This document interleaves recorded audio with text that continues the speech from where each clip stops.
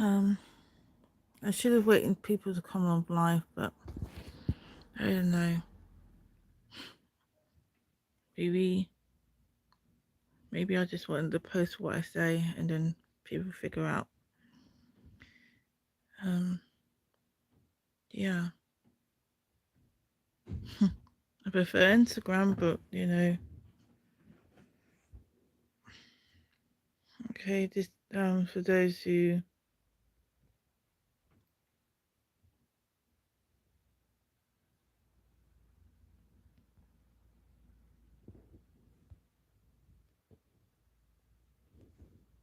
don't know me, my name is Charity Gordon. It's my blog. It's about my journey, my life journey with hidden disabilities and other stuff. I like my spiritual journey and other stuff that I like to share. So people don't really realize how, like, even family members, with me being born with my parents' disabilities, which is autism spectrum, which is mainly comes from ADD and dyslexia, and and um and other mental difficulties I got from them, and of course having acquired brain injury when I was 2 years old, which I didn't get any real help um when I was young. Probably had art therapy because I didn't decide not to talk because I had an ear infection, also emotional distress and trauma. So life has always been very challenging for me. But as an adult, people just don't understand, like, when I meet up with people, it's not it's a challenge, mental challenge,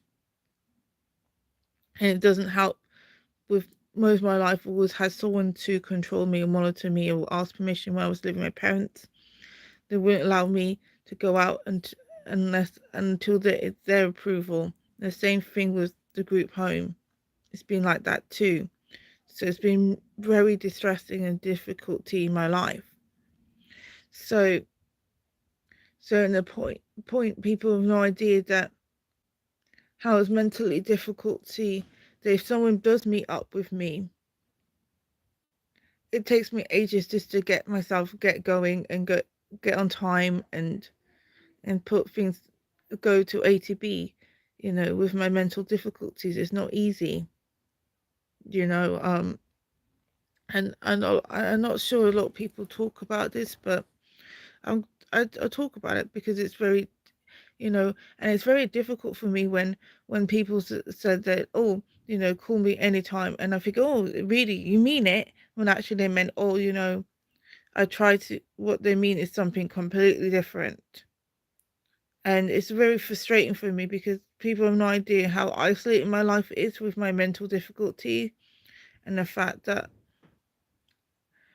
um um in my situation where I'm forced to live in a very controlling environment where I'm always being isolated, and so it's very difficult to me to be patient, to wait if someone is available, which most of the time I find there's no one's available or nothing's really accessible for me. you know um and it's frustrating with my mental difficulty that I find it difficult to go places on my own sometimes, you know and and it's very difficult because most of the time I find it hard to get places on time and all this kind of classic things that most people with mental difficulties find very difficult, you know so it's just challenging because there was times in my life where when I was living with my mother and someone at church I used to know from someone from church I used to meet up with, and by the time I get there I was gone because it was very difficult to wait for the bus. By the time I get going, tell my mom I was going and get ready, it was people just don't understand how difficult things I had to do everything. I had to sympathize everything, even to down to what I want to say. I got very high vocabulary here, but when it comes to here, it's a completely different story. And the same thing with me put my clothes on, when I get a shower or go out, I have to sympathize everything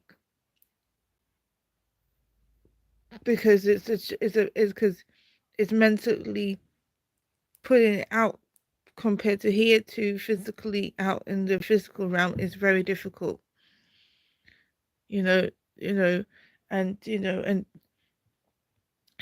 I just don't have the right people right yet in my life. I find it very tired and very isolating. And people say that I need professional help, and I don't understand that the professional help don't understand me at all. All they can think is basically to put me even more controlling, restrictive environment, which is even worse for me, or put me in a difficult scenario where I um where they say, oh, you need to put medication, it's all in your head, and which is not really what I need. I need people to actually understand what I'm actually mentally going through, and then of course nobody's going to do that unless they're spiritually connected. They've got a sort of psychic ability, and even then they can't overwhelm. But it is it's a difficult scenario where I need to have people who can make things accessible. Like, and I went over, if people wanted me to go to support group, they have to basically go and pick me up because I'm not going to be able to go out. Even if it's 5 minutes down the road, I still find it difficult. I need someone to actually walk with me until I mentally feel confident to do something. That's just how it is. It's been like this for over a decade. When I was allowed to be when my mother was allowing me to go out on my own was when I was 16. And I didn't get the mental development skills or confidence, and unfortunately I got a bit degraded because I put in um the 7 years, about 7 years of being institutionalized. It made things worse for me, where I don't get the vote confidence to mentally develop confidence. and if people are watching who are social workers or specialists, and you need to hear this out because if you people want to help people with mental difficulties, then they need to understand that to them to be whole, they need to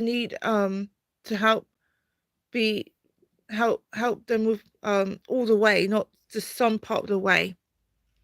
um or people who looking like think, oh, I need to understand someone. How do I help people with mental difficulties, specifically those who got acquired brain injury and who's been diagnosed with organic personality disorder? That's what I was diagnosed years ago, before I was said, oh yeah, you're autistic now, which is quite common actually. People with acquired brain injury, they autistic, they're actually being put diagnosed as organic personality disorder. So it's like basically it's anything to do with trauma, the mental, the part of the trauma that's been damaged in the brain, which now needs to rewired, rehealed in a way. I do believe that this is just a temporary solution. That one day I will be healed, and when I won't um I won't no longer have a mental difficulty. And until then, this is me, and this is what God and the universe has put me in for now. But I do need physical support to, and have the right people to when they invite me somewhere, they say, oh, Charity, it's hard for her to get out. Um, let's try to meet her up in an area where or call her, say, are you okay, Charity? Or it's okay, Charity, you can take your time, because I know you have got probably had a panic attack. It's very difficult for you to get the bus. The buses are not really reliable. They're not within time. You know, you can't just get out because of the fact that you have someone there who with your that you because you've been treated as a minor, I mean as a underage child, under 18-year-old child, where you have to ask permission to go out the door. You can't just go out. You have to wait for someone to talk to you, and and they will interview what you up to and whatsoever, and and that's very difficult for you. And also, we really want to be in your life, but then we will face these people. We don't care what the consequences that we will show them that we are reliable, good citizens, and that we're not a threat to charity's life. It would mean we have to someone to interview or go through if we had any criminal records, whatever. That's fine. We do that, and we're going to make sure charity support. But no, I don't have anybody that but I don't even have family support me, and it's so difficult because I make myself hate myself for my mental difficulties. I make I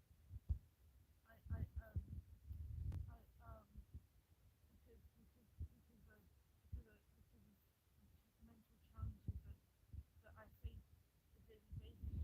It's very tiring, tiring to support myself, tiring to push myself, and that I end up having breakdowns because I just don't have the solid support, emotional and physical support of people.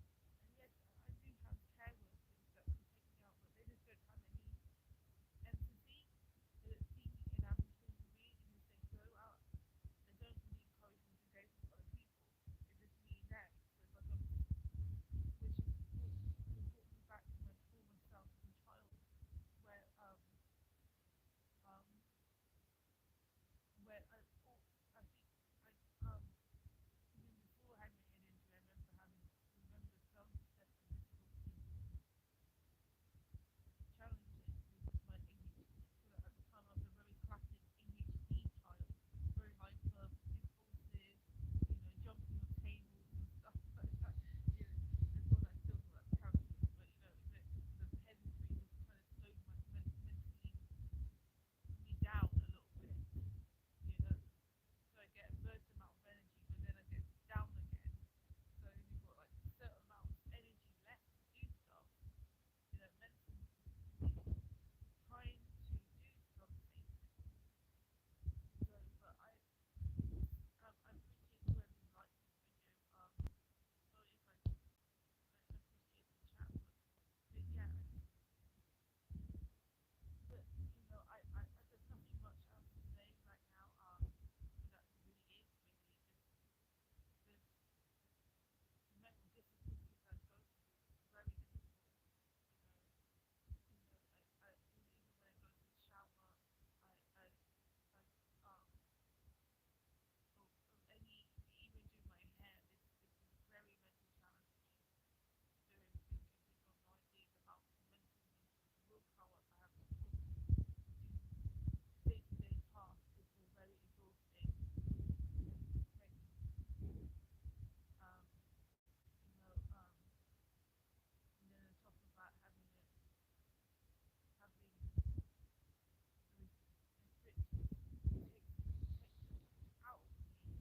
But I keep praying, asking God, the universe, to bring me people to make these accessible to me. That I'm able to go to places where I mental difficulties get right then it's close because the fact that I'm late because the fact that I literally was trying to go to A to B basically, let alone A to Z. But I put in the comments if you experiencing about mental difficulties or even just encourage you to do a video. It doesn't have to be very long, just like me, 15 minutes or something. I find it really difficult to express what I wanted to say. um, because I'm just emotionally and mentally unwell. Not um overwhelmed. Not I'm mentally well. I'm just saying I'm mentally overwhelmed, where I just can't even say what I want to say. But but which is very frustrating anyway.